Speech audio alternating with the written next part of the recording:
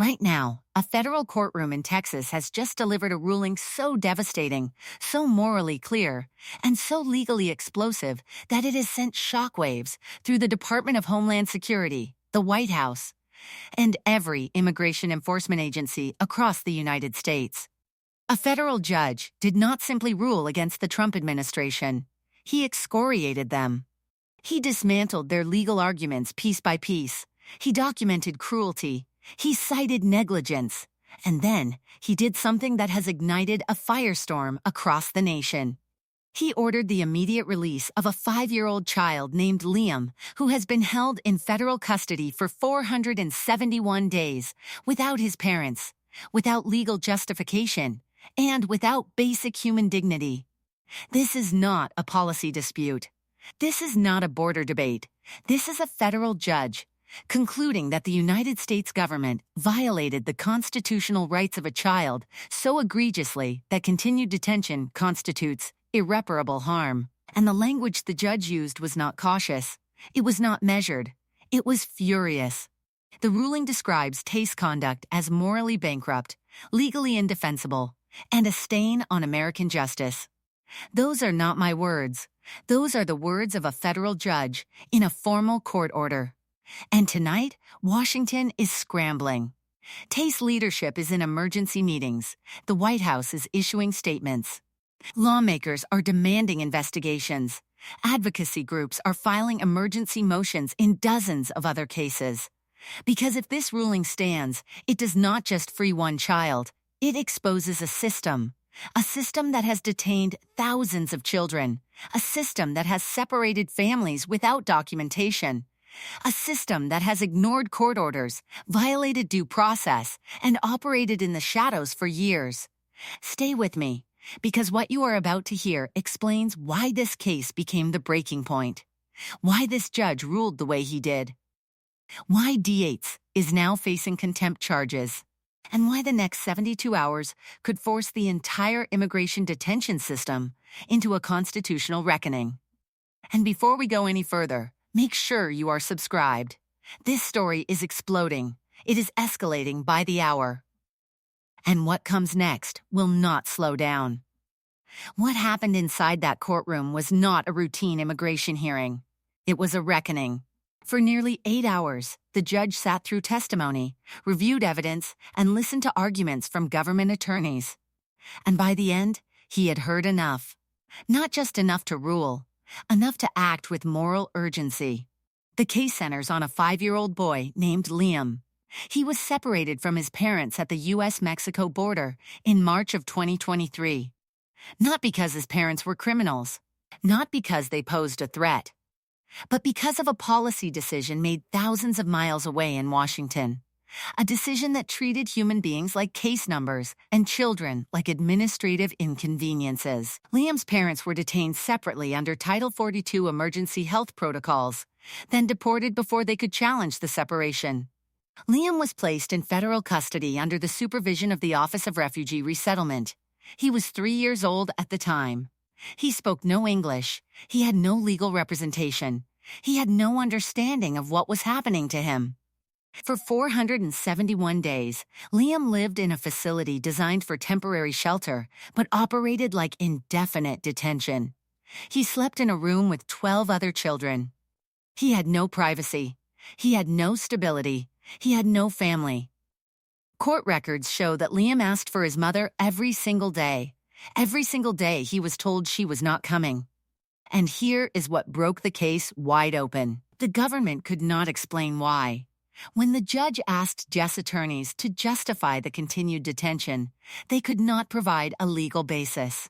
When he asked for documentation showing why reunification efforts had failed, they admitted no meaningful efforts had been made. When he asked for records proving that detention served a legitimate government interest, they had none. The judge did not just rule against the government. He documented their failure line by line, exhibit by exhibit, day by day.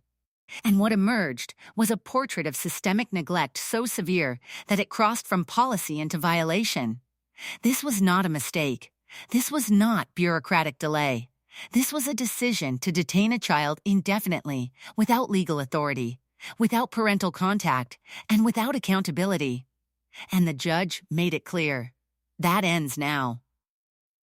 If you are wondering why this ruling feels different than others, this is why. Because it does not just criticize policy, it orders immediate action.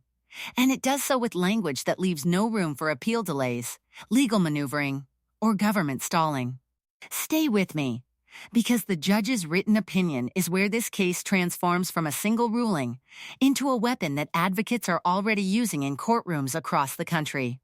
And if you want to understand why DHS is now in full crisis mode, make sure you are subscribed. What comes next is the part the government cannot spin away. The judge's written ruling is 87 pages long. It is precise, methodical, and devastating. It does not rely on emotion. It relies on evidence. And the evidence is overwhelming. The ruling opens with a single sentence that sets the tone for everything that follows. The United States government has held a 5-year-old child in detention for 471 days without legal justification, without parental contact, and without constitutional authority. This ends today. From there, the judge systematically dismantles every argument the government made. First, he addressed the government's claim that detention was necessary for processing. The judge reviewed case files and found that Liam's case had been administratively closed for over a year, no hearings scheduled, no deportation proceedings active, no pending decisions. The child was being held for no operational reason whatsoever. Second, the judge addressed the government's claim that reunification efforts were ongoing. Court records showed otherwise. The judge documented that DHS had made contact with Liam's parents exactly twice in 471 days. Both times, the contact consisted of a single phone call lasting less than 5 minutes. No reunification plan was ever drafted. No travel arrangements were ever discussed. No legal assistance was ever provided. Then came the evidence that changed everything. Phone records, facility logs, and internal DHS emails. These documents revealed something shocking. Days knew where Liam's parents were. They had been deported to Honduras and had been attempting to contact U.S. authorities for over a year. They had filed formal requests for reunification. They had provided documentation. They had cooperated with every demand. And DUS ignored them, not because they were uncooperative, not because reunification was impossible, but because there was no system in place to process their requests. No staff assigned. No protocol followed. The emails showed internal confusion, bureaucratic indifference, and, in one case, an official writing. "We don't have capacity for this right now. Let it sit. Let it sit. A 5-year-old child separated from his parents. Let it sit." The judge quoted that email directly in his ruling. He called it morally indefensible. He called it a betrayal of the duty of care the government owes to children in its custody. And then he went further. The judge ruled that continued detention violated Liam's Fifth Amendment right to due process. He ruled that the separation violated established standards of care under the Flores Settlement Agreement. And he ruled that DA's actions constituted deliberate indifference to Liam's well-being, a legal standard that opens the door to civil rights liability. This was not just a loss for the government. This was exposure. Exposure that cannot be contained to one case. Because every finding the judge made applies to thousands of other detained children. Every legal violation the judge documented exists in other facilities. Every systemic failure the judge identified is replicated across the entire immigration detention system. And the judge knew it. That is why his ruling does not stop at Liam. It demands systemic accountability. Stay with me, because the next section explains why this ruling is not just about one child. It is about a pattern the judge documented, a pattern Dees tried to hide, and a pattern that is now being used in emergency motions filed in courtrooms from California to New York. And before you go anywhere, subscribe. You are watching a single case crack open a system that has operated in the shadows for years. Here is what makes this ruling so dangerous for the Trump administration. It does not exist in isolation. The judge did not just rule on Liam's case. He cited a pattern. a documented systemic pattern of D's detaining children without legal authority, separating families without documentation, and violating court orders without consequence. The ruling references 14 other cases pending in federal courts across the country. Cases involving children as young as 2 years old. Cases where detention has lasted over 600 days. Cases where parents have been deported without being told where their children are being held. This is not anecdotal.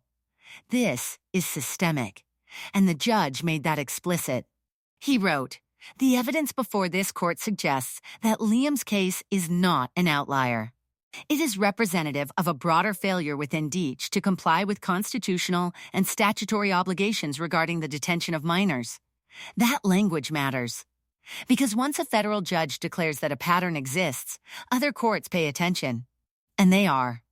Within hours of the ruling being published, advocacy organizations filed emergency motions in 6 other federal districts, citing the Texas ruling as precedent. Those motions are not symbolic. They are demands for immediate hearings, immediate release orders, and immediate investigations into DHS conduct. And because the Texas judge provided such detailed documentation, other judges now have a roadmap. They have case file analysis, showing how DAs administratively closes cases but continues detention. They have communication records, showing how DAs ignores reunification requests. They have facility logs, showing how children are held in conditions that violate Flores standards. And they have internal emails, showing how DHS officials knew about these violations and did nothing. This is what systemic exposure looks like. One case breaks. Evidence spills out. Other cases follow. The system that relied on silence and bureaucratic delay suddenly faces judicial scrutiny in multiple venues at once. And DHS knows it. That is why their response has been so frantic. Because this is not a policy fight they can win in the media. This is a legal fight they are losing in court. And every day this ruling stands, the pressure intensifies. If you are wondering why immigrant advocacy groups are calling this a watershed moment, this is why. Because the judge did not just order one child released. He built a legal framework that applies to thousands. And that framework is now being weaponized in courtrooms nationwide. Stay with me, because as this ruling spreads through the legal system, something else is happening. DHS is not just defending the case. They are facing contempt charges. Charges that could result in sanctions, fines, and personal liability for officials who ignored court orders. And before you move on, subscribe. You are watching a single ruling cascade into a constitutional crisis for an entire federal agency. This is the part that has DHS leadership in emergency meetings tonight. It is not just the ruling. It is what the judge did next. He did not simply order Liam released and move on. He issued a compliance order. A detailed, binding, enforceable order that requires DHS to take specific actions within specific timeframes. Within 48 hours, DHS must locate Liam's parents, establish contact, and provide them with legal representation. Within 72 hours, DAs must arrange transportation for reunification, whether that occurs in the United States or Honduras. Within 7 days, DAs must produce a full accounting of every child currently in federal custody who has been separated from parents for more than 180 days. And here is the enforcement mechanism. If DHS fails to comply with any provision of the order, the court will hold a contempt hearing, not a policy hearing. A contempt hearing. That means individual officials can be called to testify under oath. That means sanctions can be imposed. That means fines can be levied. And that means personal liability becomes real. This is not a suggestion. This is a judicial command. And the judge made it clear that he will enforce it. He wrote, "This court will not tolerate delay, obfuscation, or bureaucratic indifference. The government will comply, or it will answer for its failure in open court." That language is extraordinary. Judges rarely use enforcement mechanisms this aggressively. But this judge clearly believes that DHS has been ignoring judicial authority for so long that only direct consequences will produce compliance. And he has evidence to support that belief. Court records show that DHS has been under court-ordered obligations regarding child detention since 2018. Multiple federal judges have issued orders requiring improved conditions, faster processing, and better documentation. DAs has repeatedly failed to comply. In one instance, cited directly in the ruling, a federal judge ordered DAs to provide monthly reports on detained children. DAs submitted 3 reports over 2 years, none of which contained the required information. When questioned, DA's attorneys claimed operational challenges prevented compliance. The judge called that excuse unacceptable and evidence of willful noncompliance. Now, in Liam's case, that history of noncompliance has consequences. The judge is not giving DACE the benefit of the doubt. He is assuming resistance, and he has structured his order to prevent it. That is why DACE is scrambling. Because if they fail to comply, they are not just losing a legal argument, they are facing judicial sanctions in open court. And once contempt is established, the floodgates open. Other judges will cite it, other cases will reference it. And D's credibility in every immigration court in the country collapses. Stay with me, because as D's faces this legal crisis internally, the political fallout is erupting externally. Lawmakers are demanding hearings. Advocacy groups are demanding investigations. And the White House is trying to manage a narrative that is spiraling out of control. And before you go anywhere, subscribe. You are watching a federal agency that operated without accountability suddenly face judicial enforcement in real time. As the ruling spread across Washington, the political reaction was immediate and explosive. This is no longer just a legal case. It has become a symbol of cruelty, a symbol of incompetence, a symbol of a system that treats children as collateral damage in a political war over immigration. Within hours, Democratic lawmakers issued statements demanding investigations into DAH child detention practices. Senator Elizabeth Warren called for the resignation of the desk secretary. Representative Alexandria Ocasio-Cortez called for criminal investigations into officials responsible for family separations. Senator Cory Booker announced emergency hearings in the Judiciary Committee. These are not symbolic gestures. These are procedural triggers. Once committee hearings are announced, witnesses can be subpoenaed. Documents can be demanded. Officials can be placed under oath. And the entire detention system becomes subject to congressional oversight. But the reaction was not limited to Democrats. Several Republican lawmakers, particularly those in competitive districts, issued statements expressing concern. They did not call for resignations, but they called for accountability. They called for transparency, and they called for reforms. That shift matters. Because once bipartisan pressure begins, agencies lose the ability to dismiss criticism as partisan. They lose the ability to delay. And they lose the ability to control the narrative. Immigrant advocacy organizations moved even faster. Within hours, they filed Freedom of Information Act requests demanding records on every detained child. They filed emergency motions in 12 federal districts, seeking similar rulings. They organized protests outside DS headquarters and ICE facilities nationwide. And they did something even more powerful. They found Liam's parents. They arranged media interviews. And they put faces and voices to the story that DAs tried to keep buried in case files. Liam's mother appeared on national television. She spoke through tears. She described the last time she saw her son, at the border, as agents pulled him from her arms. She described 471 days of silence, of not knowing where he was, of begging for information and being ignored. That interview has now been viewed over 30 million times. It has been shared by lawmakers, celebrities, journalists, and ordinary people who see in Liam's story something unbearable, something un-American. This is why debts cannot spin this away. Because the story is no longer abstract. It is not statistics. It is not policy. It is a mother crying on national television, asking why the United States government stole her child and refused to give him back. And the White House knows it. Their response has been defensive, evasive, and increasingly desperate. Initial statements defended D's actions as necessary enforcement. That messaging collapsed within hours as evidence emerged. Revised statements emphasized commitment to child welfare. That messaging collapsed when journalists cited the judge's findings of deliberate indifference. Now, the White House is pivoting to blaming the courts, claiming judicial overreach, and accusing the judge of substituting his judgment for executive authority. But that messaging is also failing. Because the ruling is not based on policy preference. It is based on constitutional violations, documented failures, and legal standards that DHS itself agreed to in prior settlements. This is what political exposure looks like. When the facts are too clear, the evidence too strong, and the moral weight too heavy, spin does not work. Delay does not work. Denial does not work.